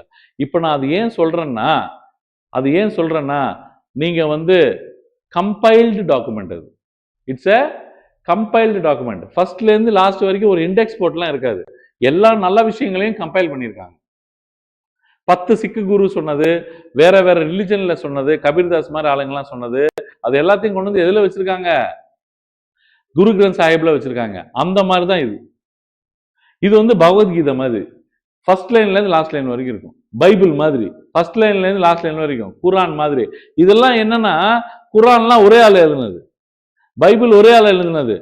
பைபிள் வந்து இவரு பகவத்கீதை வந்து ஒரே ஆள் சொன்னது. மகாபாரதம் பாத்தீங்கன்னா வியாசர் ஒரே ஆள் எழுதுனது. வால்மீகி ராமாயணம் எழுதுனது வால்மீகி ஒரே ஆள் தான். ஸோ அதனால வந்து you have a clear size precise document. நம்ம கான்ஸ்டியூண்ட் அசம்பிளி போட்டு எழுதுனா அது வந்து கான்ஸ்டியூஷன் கிளியர் டிஃபைன்டா இருக்கும். ஆனா இவங்க 1000 வருஷமா ஃபாலோ பண்றதுனால பிரிட்டனு unwritten. But compilation of all the charters, all the documents, legal documents வந்து ஃபர்ஸ்ட். அங்க சார்ட்டர் பாஸ் பண்ணிட்டாங்க அப்படின்னா ஜுடிஷியரி கூட கொஸ்டின் கேட்க முடியாது. ஜுடிஷியரி வந்து என்ன பண்ண முடியும்னா, நல்லா பாஸ் பண்ணியிருக்காங்களா, கெட்டா பாஸ் பண்ணியிருக்காங்களா, இது கரெக்டா, அது பார்க்கறதுக்கு அதிகாரம் இல்லை. அதை இம்ப்ளிமெண்ட் பண்றதுக்கு தான் அதிகாரம். ஜுடிஷியரியோட இம்ப்ளிமெண்டேஷன்னா அது தண்டனை தரத்துக்கு, வைலேஷன் நடந்திருக்குன்னா தண்டனை தரலாம், அவ்வளவுதான். ஆனா இந்தியால பாத்தீங்கன்னா அப்படி இல்லை. யூஎஸ் ஜுடிஷியரி மாதிரி அது கரெக்டா சட்டம் பாஸ் பண்ணியிருக்காங்களா இல்லையா அதை பார்த்துட்டு அந்த சட்டத்தையே கேன்சல் பண்ற அளவுக்கு பவர் இருக்கு நம்ம இந்தியால ஜுடிஷியரிக்கு. ஆனா இங்க வந்து பாத்தீங்கன்னா கான்ஸ்டியூஷனுக்கு வேல்யூ இருக்கு, ஜுடிஷியரிக்கு வேல்யூ இல்ல. இந்தியால கான்ஸ்டியூஷனுக்கும் வேல்யூ இருக்கு, ஜுடிஷியரிக்கும் வேல்யூ இருக்கு. புரியல? நான் இப்பதான் மொமெண்டம் ஏத்திருக்கேன். இப்பதான் நீங்க ஆக்சுவலி டெக்னிக்கலா பாலிட்டிக்குள்ளேயே வரீங்க. இப்பதான் பாலிட்டிக்குள்ளேயே வரீங்க. இப்போ மொத்த forms of government, forms of power sharing பாத்தீங்க 4 டைப். கரெக்டா? Different levels, different organs, different religion communities and different reservation groups and then pressure groups, அதெல்லாம் பாத்தீங்க. இது 4 விதமான பவர் ஷேரிங் பாத்தீங்க. இப்ப 4 விதமான கவர்மெண்ட் பாக்குறீங்க.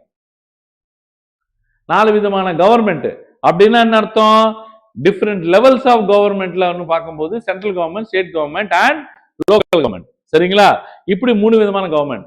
அதுல ஃபார்ம் எப்படி இருக்கணும், சென்ட்ரல் கவர்மெண்ட் எப்படி இருக்கணும், ஸ்டேட் கவர்மெண்ட் எப்படி இருக்கணும் அப்படின்னு சொல்றது யூனிட்டரி. எக்ஸாம்பிள் ஸ்ரீலங்கா.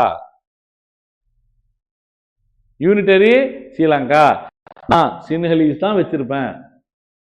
நான் சின்ஹலீஸ்க்கு புத்திசம் தான் ப்ரொடெக்ட் பண்ணுவேன், புத்திசம் தான் பரப்புவேன். நான் அட்டனாமி, ரீஜனல் அட்டனாமி தரமாட்டேன். நான் எந்த லாங்குவேஜும் ஐ டோன்ட் கேர். நான் எலெக்ஷன்ஸ் இப்படிதான் நடத்துவேன் அப்படின்னு சொல்றது எது? Unitary government. அப்படியே அம்பேத்கர் எடுத்து அது குப்பையில போட்டார். இப்படி இருக்கக்கூடாது நம்ம நாடு. அடுத்தது பாத்தீங்கன்னா பெடரல். ரஷ்யா மொத்தம் 15 நாடுகள் சேர்ந்து ரஷ்யன் பெடரேஷன், சோவியத் ரிப்பப்ளிக்கா இருக்கு. ஆனா அவங்களுக்குள்ள அக்ரிமெண்ட் இருக்கு. எப்போ வேணாலும் பிரியறதுக்கு வாய்ப்பு இருக்கு. பிடிக்கலன்னா அந்த அக்ரிமெண்ட்ல இருந்து வெளியே வந்துருவாங்க. அப்பனா separatism, separatism based on the region, separate ஆகிறதுக்கு எப்போ வேணாலும் வாய்ப்பு இருக்கு. நோ. ஆல்ரெடி இங்க உட்காந்துக்கிட்டு நம்ம ஜுனகட் பிரியணும்ன்றான், கான்ஸ்டியூண்ட் அசம்பிளி நடந்துகிட்டு இருக்கு. ஜுனகட் பிரியணும்ன்றான், காஷ்மீர் கிளம்புறன்றான், ஹைதராபாத்காரன் பறக்கணும்ன்றான். இதெல்லாம் பருப்பு வேகக்கூடாது, இந்த பருப்புலாம் வேகக்கூடாது. அப்படின்னா செப்பரேட்டிசம் வந்து வேற இடத்துல வரணும், செப்பரேட்டா அந்த ஐடியா வரணும். ஆனா இந்தியால செப்பரேட்டிசம் வந்து எப்பவுமே பிளட்ல இருக்கு. இதை யுனைட்டடா வைக்கணும்னா எப்பத்துக்குமே பிரச்சனை வராம ஒரு ரிலிஜன், ஒரு கல்ச்சர், இல்லைன்னா ஒரு கம்யூனிட்டி, இல்லைன்னா ஒரு லாங்குவேஜ் பேஸ் பண்ணி இந்தியா செப்பரேட் ஆக கூடாது அப்படின்னா பெடரலிசம் கண்டிப்பாக இருக்கணும். ஆனா அதுல யூனிட்டரியும் சேர்ந்து இருக்கணும்.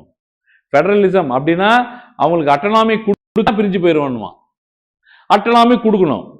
அட் த சேம் டைம் வாலாட்டணும்னா டக்குன்னு யூனிட்டரியா மாறணும். இப்படி தாண்டா ஒரு ஐட்டம் நம்ம கண்டுபிடிக்கணும். அப்படின்னா அது ஃபார்ம்ஸ் ஆஃப் கவர்மெண்ட்லயே இல்லையே சார். சார் ஒன்னு பெடரலா இருக்கணும், இல்ல யூனிட்டரியா இருக்கணும். ஒன்னு ஃபர்ஸ்ட் ஃப்ளோர்ல இருக்கணும், இல்லைன்னா கிரவுண்ட் ஃப்ளோர்ல இருக்கணும். அது என்ன சார் பாயிண்ட் ஃபிளை ஃப்ளோரு? எப்படி சார் நடுவில் இருப்பாங்க அப்படின்னு கேட்குறாங்க. அப்ப கேசி வேர் கொடுக்குறாரு இந்தியன் கான்ஸ்டியூஷனை படிச்சுட்டு, எப்பா இது குவாசி ஃபெடரல்னு சொல்லலாம். எப்படின்னா பாதி ஃபெடரல் பாதி யூனிட்டரி, மோஸ்ட்லி ஃபெடரலா இருக்கு. எப்படின்னா ரீஜனல் ஸ்டேட் கவர்மெண்ட்டுக்கு பவர்ஸ் கொடுத்துருக்காங்க, ஸ்டேட் கவர்மெண்ட்டுக்கு லிஸ்ட் ஆஃப் சப்ஜெக்ட்ஸ் கொடுத்துருக்காங்க சட்டத்தை பாஸ் பண்றதுக்கு. ஸ்டேட் கவர்மெண்ட்டுக்கு எலெக்ஷன்ஸ் நடக்குது எவ்ரி 5 இயர்ஸ். ஸ்டேட் கவர்மெண்டோட பாலிடிக்ஸ்குள்ள சென்ட்ரல் கவர்மெண்ட் இன்வால்வ் ஆகாது. எல்லாமே நல்லதா இருக்கு. எங்க சார் செக் வச்சீங்க அப்படின்னு கேட்டா, எமர்ஜென்சி வரும்போது ஸ்டேட் கவர்மெண்ட் பவர் இருக்காது. அதே மாதிரி பாத்தீங்கன்னா defence, communication, satellite, atomic energy, seaports, airports, railways, all India service officers எல்லாமே வச்சு அவங்கள எப்ப வேணாலும் முடக்கிடலாம். எல்லாரும் பண்ற தப்பு நம்ம பண்ணக்கூடாது அப்படின்னு சொல்லி வச்சு செச்சுட்டாங்க. இது வந்து ஃபார்ம்ஸ் ஆஃப் கவர்மெண்ட். இன்னொரு ஃபார்மை பார்த்தீங்கன்னா, நம்ம வந்து பார்லிமெண்ட் வச்சு போகணுமா இல்லைன்னா பிரசிடென்ட்டை வச்சு போகணுமா? Head parliament headed by prime minister and council of ministers வச்சு போகணுமா? டிபேட் நடக்குது. இது எல்லா டிபேட்டும் கான்ஸ்டிடியூண்ட் அசம்பிளியில் நடக்கிற டிபேட் இது. இப்போ பார்லிமெண்டரி ஃபார்ம் ஆஃப் கவர்மெண்ட்ல போனோம்னா பிரைம் மினிஸ்டர் இருப்பாரு, கவுன்சில் ஆஃப் மினிஸ்டர்ஸ் இருப்பாங்க, அவங்க சொன்ன மாதிரி தான் ராஜ்யம் நடத்தும். பேருக்கு பிரசிடென்ட் வச்சுக்கணும். எதுக்கு? கண்டினியூஷனுக்காக. ஒருவேளை பிரைம் மினிஸ்டர் வந்து டக்குன்னு வந்து அது வந்து நிறைய ஊழல் பண்ணி இறக்கிட்டாங்கன்னா அப்ப கவர்மெண்ட் இருக்காது. அப்ப பிரசிடென்ட் இல்லைன்னா யார் கைட் பண்றது? ஹெட் ஆஃப் தி ஸ்டேட் எப்பவுமே கண்டினியூஸா இருக்கணும். அதுக்காக நம்ம பிரசிடென்ட் வச்சாங்க. ஆனா இந்தியால பார்லிமெண்டரி ஃபார்ம் ஆஃப் கவர்மெண்ட் இருக்கணும், ஆனா பிரசிடென்ட் பேருக்கு இருக்கணும். ஆனா யூஎஸ்ல பாத்தீங்கன்னா பிரசிடென்ட் எப்பவுமே வந்து எக்ஸிகியூட்டிவ் பவர் ஹையஸ்ட், லெஜிஸ்லேட்டிவ் பவரோட எக்ஸிகியூட்டிவ் பவர் ஹையஸ்ட். அங்க பாத்தீங்கன்னா காங்கிரஸ்மென் அண்ட் செனேட்டர்ஸ் சொல்லுவாங்க. 2 ஹவுஸ் இருக்கும் அங்கேயும். அந்த 2 ஹவுஸ்லயும் பாத்தீங்கன்னா என்ன சட்டத்தை பத்தி வேணாலும் என்ன வேணாலும் பேசலாம், ஆனா பிரசிடென்டோட பவருக்குள்ள உள்ள வர முடியாது. ஆனா அவங்க வந்து அசந்திருப்தி தெரியப்படுத்திட்டாங்கன்னா பிரசிடென்ட்டே நாளைக்கு இறங்குறதுக்கு வாய்ப்பு இருக்கு. அவங்க பேச்சுக்கு ஓரளவுக்கு வேல்யூ கொடுப்பாங்க. ரொம்ப ஓவரா பிரசிடென்ட் போயிட்டே இருக்காரு அப்படின்னா அதுல இருந்து பிரஷர் வர ஆரம்பிக்கும். ஃபார் எக்ஸாம்பிள், இப்போ வெனிசுலன் பிரசிடென்ட் அண்ட் மிஸ்ஸஸ் பிரசிடென்ட்டை வந்து என்ன பண்ணாங்க, ஃபர்ஸ்ட் லேடியா அப்படியே கிட்னாப் பண்ணிட்டு கூட்டு வந்துட்டாரு. தூக்கிட்டு வந்து இங்க வந்து ட்ரையல் நடத்திட்டு இருக்காரு. இது காங்கிரஸ் ஆஃப் தி யூஎஸ்ஏ இதுக்கு எல்லாத்துக்கும் அவர் ஒரு நாள் பதில் சொல்ல வேண்டியது இருக்குன்னு சொல்றாங்க. அந்த மாதிரி ஒரு விஷயம் இங்க பண்ண முடியாது. ஏன்னா இங்க வந்து கவர்மெண்ட் தான் பிரைம் மினிஸ்டர் தான் கவர்மெண்ட், அவர் சொல்றது தான் எல்லாமே. அங்க அப்படி இல்ல. பிரசிடென்ட் தான் ரியல் பவர். மிச்ச 2 பேரும் பாத்தீங்கன்னா இருப்பாங்க, ஒரு ஸ்டேட்ல இருந்து ரெப்ரசன்டேட்டிவ்ஸ் இருப்பாங்க. இங்க எப்படி ராஜ்யசபா லோக்சபா இருக்கோ அங்க செனேட்டர்ஸ் அண்ட் காங்கிரஸ்மென் சொல்லுவாங்க, அப்படி இருப்பாங்க. ஆனா அவங்களுக்கு பாத்தீங்கன்னா டைரக்ட் எக்ஸிகியூட்டிவ் பவர் இருக்காது. அவங்க வந்து டைரக்டா வந்து ஒரு நம்ம ஊர் மினிஸ்டர் மாதிரி எல்லாம் பவர்ஃபுல்லா எல்லாம் எதுவும் செய்ய முடியாது. எல்லாத்துக்கும் பிரசிடென்ட் தான், பிரசிடென்ட் சொன்னாதான் செய்ய முடியும். எல்லா பவரையும் கொண்டு போய் பிரசிடென்ட் கையில வச்சிட்டாங்க. ஒரே ஆளு, புரியுதுங்களா? இப்ப அவர் தூக்கணும்னா அவர் நினைச்சா போதும், அவ்வளவுதான். யுஎஸ் பிரசிடென்ட்னா 4 வருஷம்னா அவ்வளவுதான்மா, ஃபுல் ஆர்டர், வீட்டோ பவர். எவனை வேணாலும் துவம்சம் பண்ணலாம், என்ன வேணாலும் செய்யலாம், யாரெல்லாம் கேட்க முடியாது. இப்ப கேட்கவும் முடியல. இந்தியாவில் அதே மாதிரி பிரைம் மினிஸ்டர் வெனிசுலன் பிரசிடென்ட் கூட்டு வந்துட்டு அடுத்த நாள் வச்சு செஞ்சிட்டு இருப்பான் பார்லிமெண்ட்ல. அதுதான் இண்டிபெண்டன்ட் ஜுடிஷியரி. இந்தியாவில் அதை ரிலீஸ் பண்ண முடியுமா? இந்தியாலையும் ஜுடிஷியரி இண்டிபெண்டா இருக்கணும்னு சொல்லி யாருக்கிட்ட இருந்து அது நம்ம வந்து பாரோ பண்ணோம்? யூஎஸ்ல இருந்து தான் பாரோ பண்ணோம். ஆனா ரியல் இண்டிபெண்டன்ஸ்னா என்னன்னா அதுதான். அவர் அங்கதான் இருக்காரு, பிரசிடென்டா இருக்காரு, ரிலீஸ் பண்ணி விட்டான் பாருங்க ஃபைல்ஸை. நான் எங்க வேணாலும் ஒத்துப்பேன், ஆனா யூஎஸ் ஜுடிஷியல் சிஸ்டம்க்கு பெரிய வாவுமா, செல்யூட். எப்படி என்ன கட்ஸ் பாருங்க. கரண்டா ஒரு பிரசிடென்டா உட்காந்துருக்காரு, ரிலீஸ் பண்றான் பாருங்க ஃபைல்ஸை, வீடியோ டேப்பை வெளியே ரிலீஸ் பண்றான் பாருங்க. நீ எதுக்கு ரிலீஸ் பண்ணன்னு கேட்டனா இவன் காலி. ஜுடிஷியரி அவ்வளவு பவர்ஃபுல்லாங்க.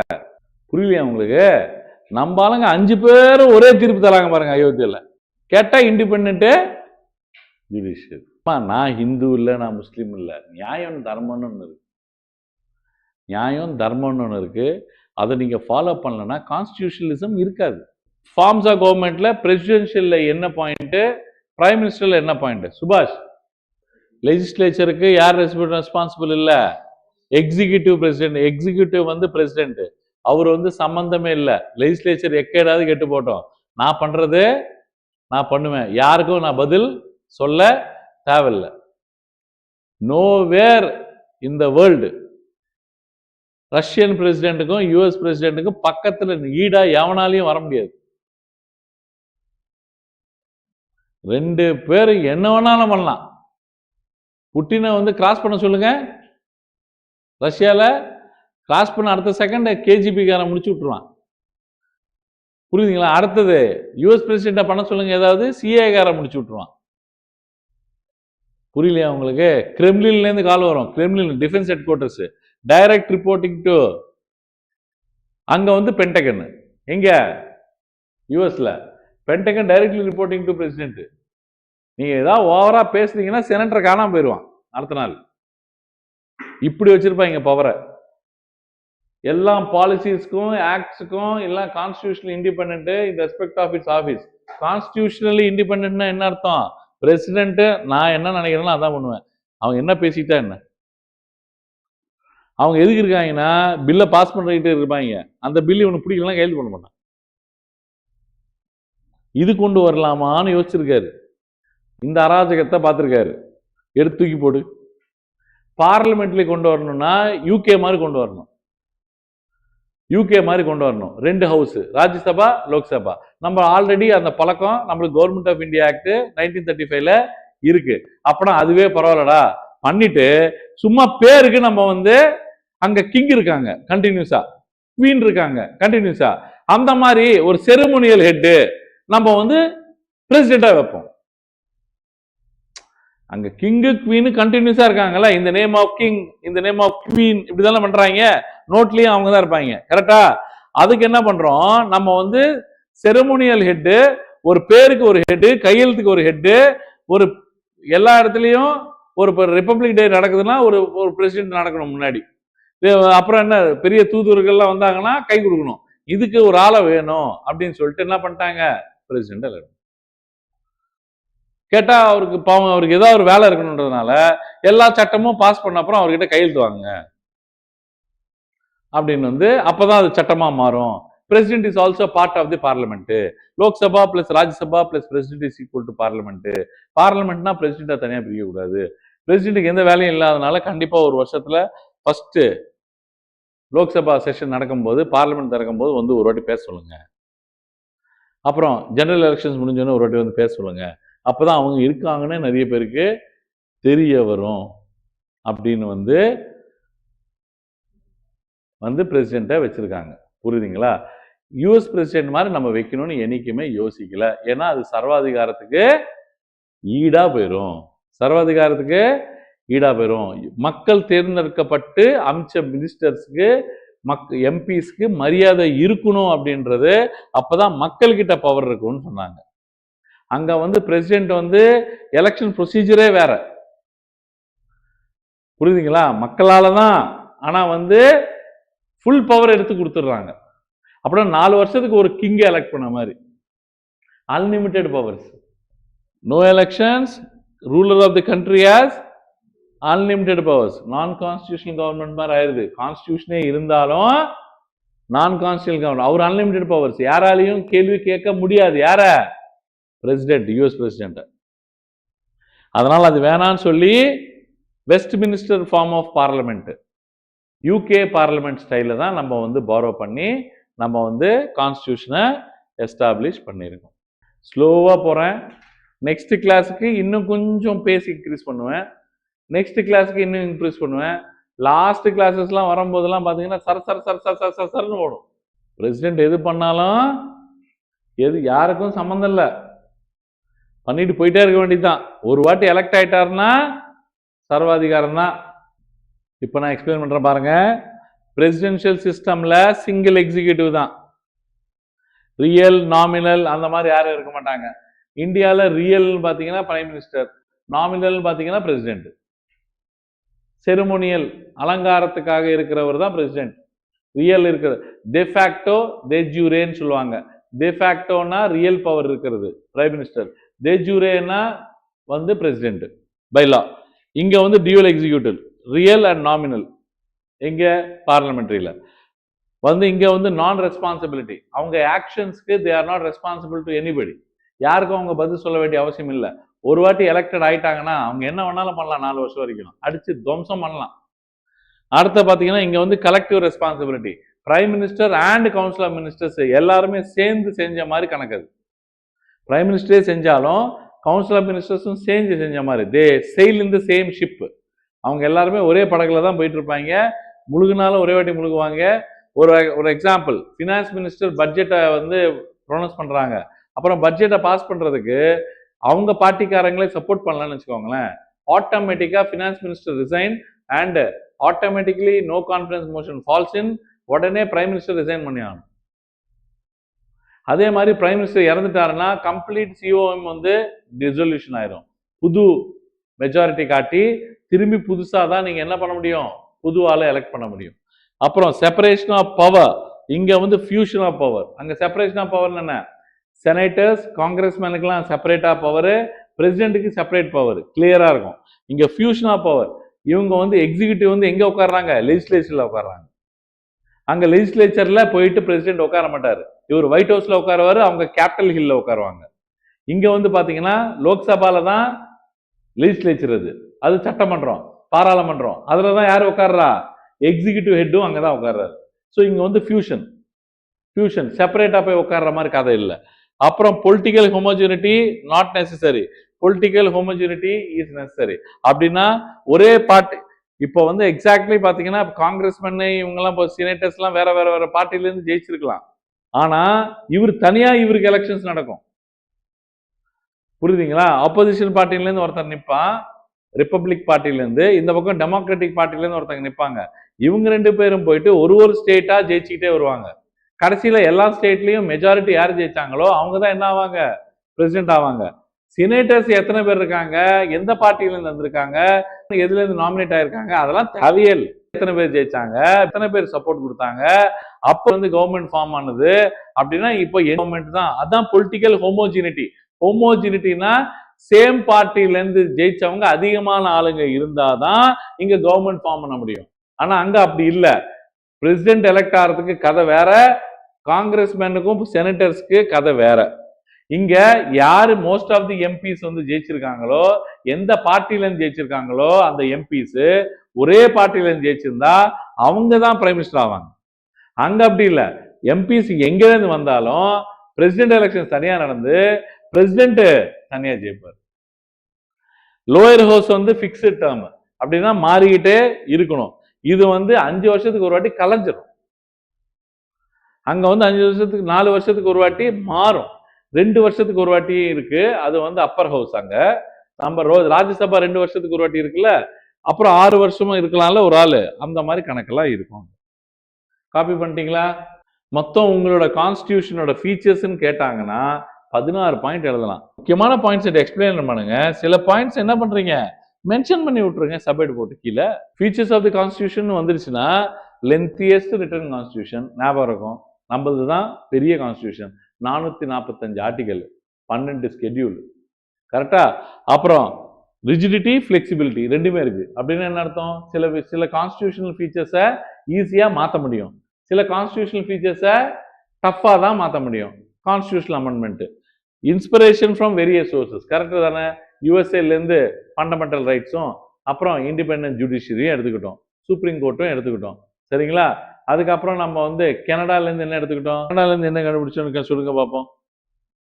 இதுதான் ப்ரியாம்பிள், இதுதான் objective resolution 1931 Indian National Congress Karachi session, special செஷன்ல பாஸ் பண்ணது. இது கராச்சி செஷன்ல பாஸ் பண்ணது பை ஜவஹர்லால் நேரு. அந்த டைம்ல பாஸ் பண்ணதுக்கு அதோட ஆப்ஜெக்டிவ் ரெசல்யூஷன் என்னன்னா, நம்ம சுதந்திரம் வாங்க போற நாடு இந்தந்த விழுவைகளை கொண்டு இருக்கணும் அப்படின்னு. அந்த நேரத்துல இருக்கிறத இன்ஸ்பிரேஷனா எடுத்துக்கிட்டு நம்மளுக்கு ஒரு ப்ரியாம்பிள் ஒன்று பாஸ் பண்ணாங்க. இந்த ஃபர்ஸ்ட் ப்ரியாம்பிள்ல பாத்தீங்கன்னா சாவரன் இருக்கும், அப்புறம் டெமோக்ராட்டிக் இருக்கும், ரெப்பப்ளிக் இருக்கும். இங்க வந்துட்டீங்கன்னா உங்களுக்கு என்ன இருக்கும் லாஸ்ட்ல, unity and integrity of the nation இருக்குல்ல, இதெல்லாம் இருக்காது. இது எல்லாமே 42nd அமெண்ட்மெண்ட் ஆக்ட் 1976ல ஆட் பண்ணியிருக்காங்க.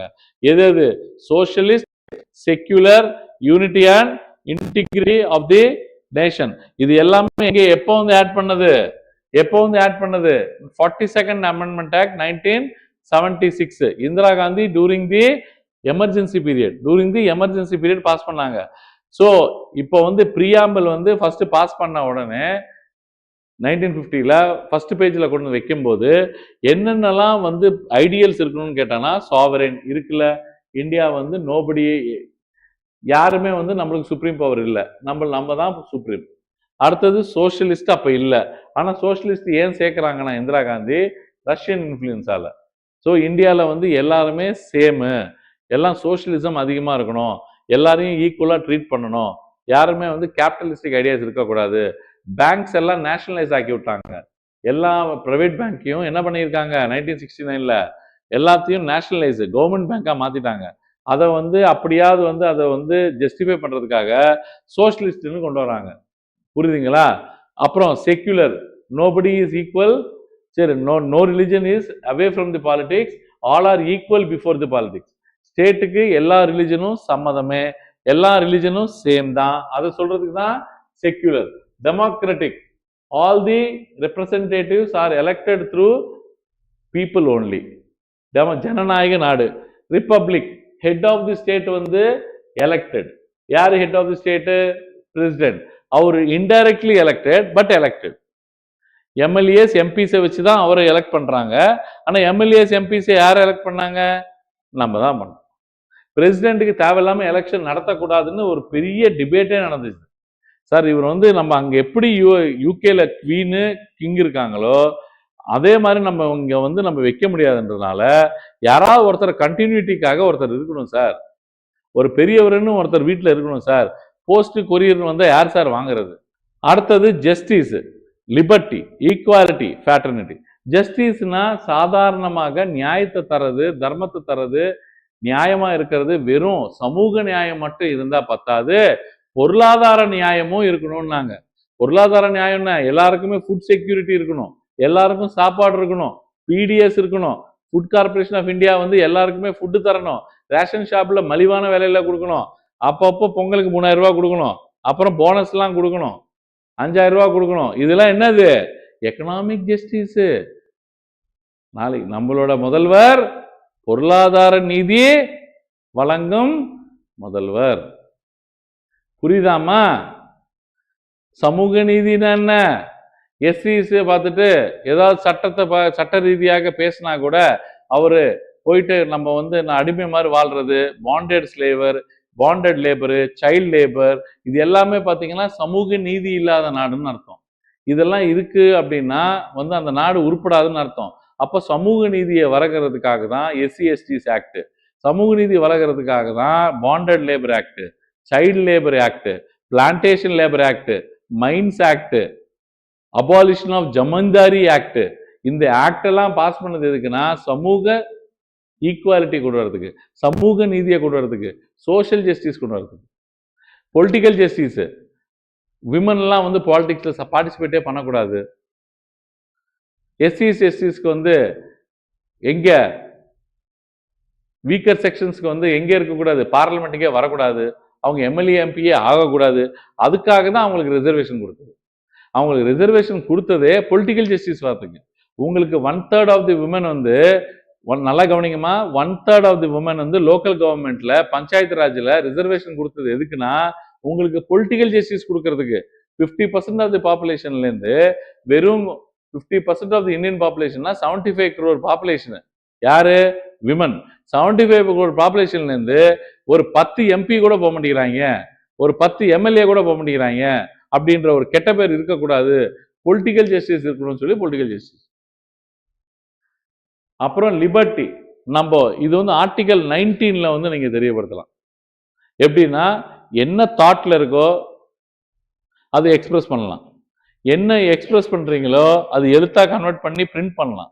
அப்படின்னா என்ன? Right to speech, right to express, right to travel, right to move, right to form an association, இது எல்லாமே பாத்தீங்கன்னா ரைட் டு மேரி எனிபடி. புரியுதுங்களா? சோ இது எல்லாமே உங்களுக்கு வந்து லிபர்ட்டியில வந்துடும். அப்புறம் ஈக்குவாலிட்டி, உங்களுக்கு நல்லா சொன்னேன், எல்லாருமே ஈக்குவல்.